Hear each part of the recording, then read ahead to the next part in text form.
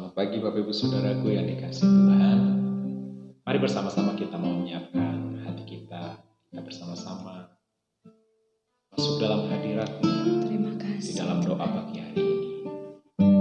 Bapa, kembali kami datang pagi hari ini. Ya, Yesus. Kami bersyukur oleh karena kasih-Mu, kemurahan-Mu, anugerah-Mu dalam hidup kami. Pagi hari ini kembali kami datang.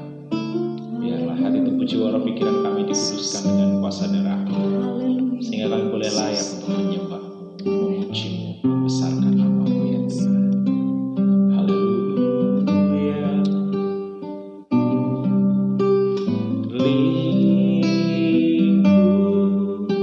Lingkupiku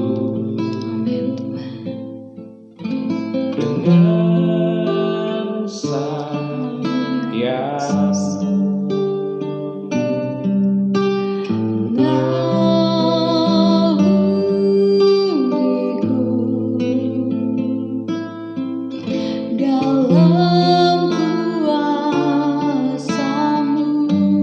Lingkupiku dengan sayap-Mu.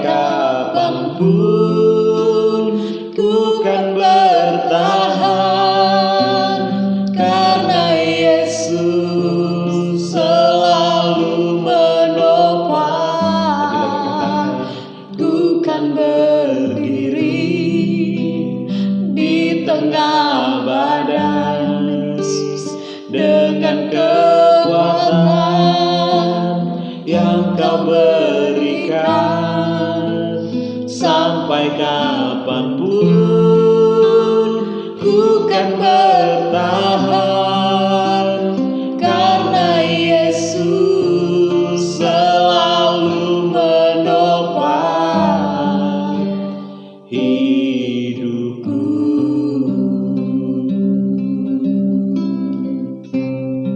Amin Yesus. Haleluya Yesus. Terima kasih. Haleluya Yesus. Berdiri di tengah Berterima badai kasih. Haleluya. bersamamu Yesus. Hati kami limpah dengan syukur Yesus. Terima kasih Yesus. Haleluya, haleluya Yesus. Terima kasih Kan Yesus. berdiri Amin.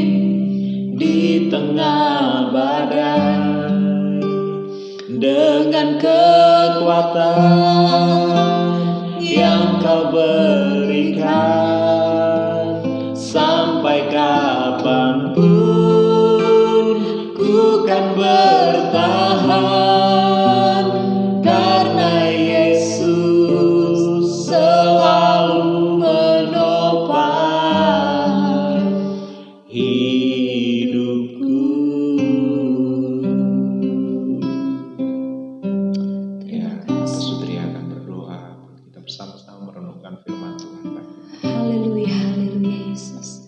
Kami mengucap syukur Tuhan buat kasih setia Tuhan di dalam kehidupan kami, buat penyertaan Tuhan di dalam hidup kami, sehingga kami boleh ada sampai saat ini. Sepanjang malam Tuhan sudah jaga, Tuhan sudah menyertai kami sampai pada pagi hari ini Bapa.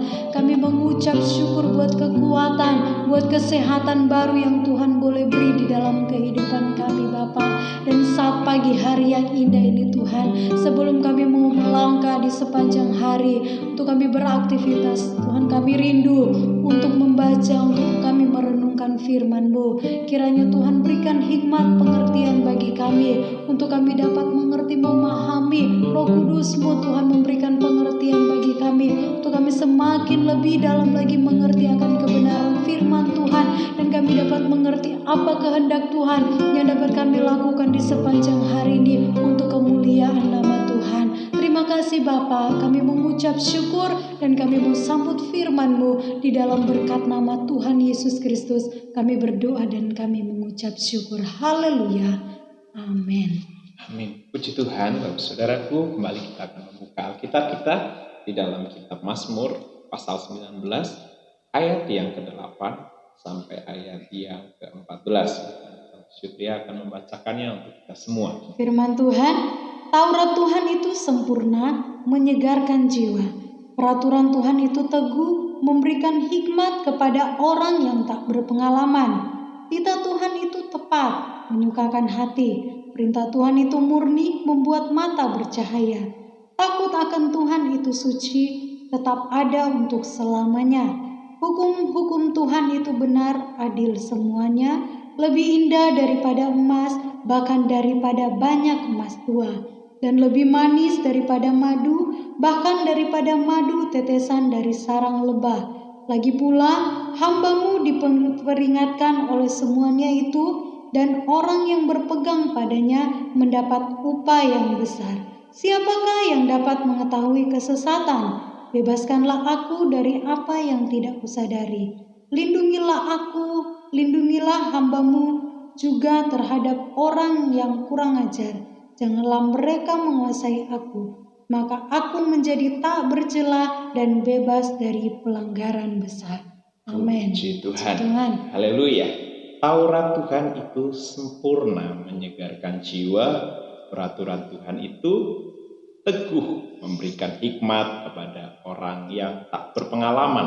Bapak Ibu Saudaraku yang dikasihi Tuhan, kalau kita belajar tentang Mazmur pasal 19 ayat 1 sampai 15, ya ini terbagi menjadi 2, ayat 1 sampai ayat 8, ya berbicara tentang pernyataan Allah. Allah menyatakan dirinya baik melalui alam, ya pekerjaan tangannya, alam semesta, dan segala keindahannya. Ya, kalau kita baca ayat 1 sampai ayat yang ke-7. Dan yang kedua, Allah menyatakan dirinya lebih lagi secara khusus melalui Tauratnya, melalui firman-Nya. Melalui firman-Nya Allah menyatakan dirinya, memperkenalkan dirinya kepada kita manusia. Kenapa Allah menyatakan dirinya kepada kita? Karena pada hakikatnya kita adalah manusia yang berdosa. Kita berjalan melangkah di dalam segala sesuatu yang menurut kita pandang itu baik, kita pandang itu benar, padahal tidak sesuai dengan kebenaran. Sehingga akhirnya manusia mengalami kehancuran di dalam kehidupannya, kerusakan, kepahitan, dan banyak persoalan-persoalan dialami oleh manusia. Mereka diikat oleh dosa, mereka dibelenggu oleh dosa, mereka menjadi tawanan daripada iblis. Hidup mereka hancur, kacau, berantakan, dan banyak hal. Manusia serakah di dalam kehidupannya. Mereka mengejar segala sesuatu yang menurut mereka pandang baik, seperti harta, kekayaan, dan lain sebagainya. Tetapi di dalam Mazmur pasal 19 ayat 8 sampai ayat yang ke-14 yang barusan dibaca, bahwa sebenarnya hal yang paling prinsip dalam kehidupan manusia, yang paling dibutuhkan oleh manusia adalah hidup manusia itu sendiri dengan Tuhannya. Ada banyak orang yang tidak mengerti. Ada banyak orang yang pura-pura tuli, pura-pura tidak mendengar ketika ada kebenaran yang disampaikan, atau memang benar-benar tuli, memang benar-benar buta, sehingga akhirnya ketika kebenaran firman yang seharusnya hadir dalam hidupnya, memerdekakan hidupnya, menghidupkan seluruh keberadaan hidupnya, sehingga kehidupannya ada di dalam pemulihan, ada di dalam pembaharuan, ada di dalam kebahagiaan, ada di dalam sukacita. Ketika mereka melakukan kebenaran firman, akhirnya mereka hanya menjadi manusia yang hidupnya terbelenggu oleh dunia dan segala keinginannya. Pemazmur menyatakan dengan lugas, dengan luar biasa, bahwa Allah rindu menyatakan dirinya.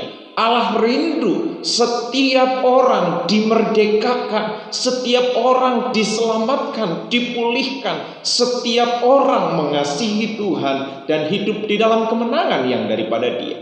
Tetapi ada banyak orang tidak memilih untuk hidup itu. Tetapi di sini pemazmur menyadari betul tentang segala sesuatunya. Secara khusus di dalam pernyataan Allah melalui Taurat itu, dia mengatakan bahwa Taurat itu sempurna. Dia secara pribadi mengalami bagaimana jiwanya yang letih lesu. Kalau kita belajar tentang kehidupan Daud, orang yang tidak dianggap, kehidupannya dikesampingkan, dia tinggal jauh dari kerumunan orang banyak, dia tidak tahu akan hari depan dan masa depannya. Bahkan sekalipun ketika dia sudah mulai berkarir di dalam panggilannya Tuhan, istilahnya ya bukan berkarir sebenarnya dalam panggilan Tuhan, tapi istilahnya dia mulai masuk di dalam ladang peperangan, medan peperangan, dia mulai diperhitungkan. Dia sudah mulai ada di dalam kerajaan, di kompleks kumpulan para prajurit, tetapi akhirnya hidupnya dikejar-kejar dan lain sebagainya. Dia mengalami banyak hal persoalan dalam hidupnya. Tetapi kalau kita belajar tentang kehidupan Daud, Taurat Tuhan ia renungkan siang dan malam.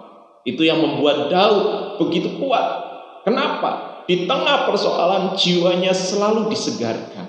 Disegarkan bukan karena perkara dunia, disegarkan karena firman itu menyatu di dalam hidupnya. Firman itu tinggal di hatinya, yang membuat dia selalu segar di dalam jiwanya.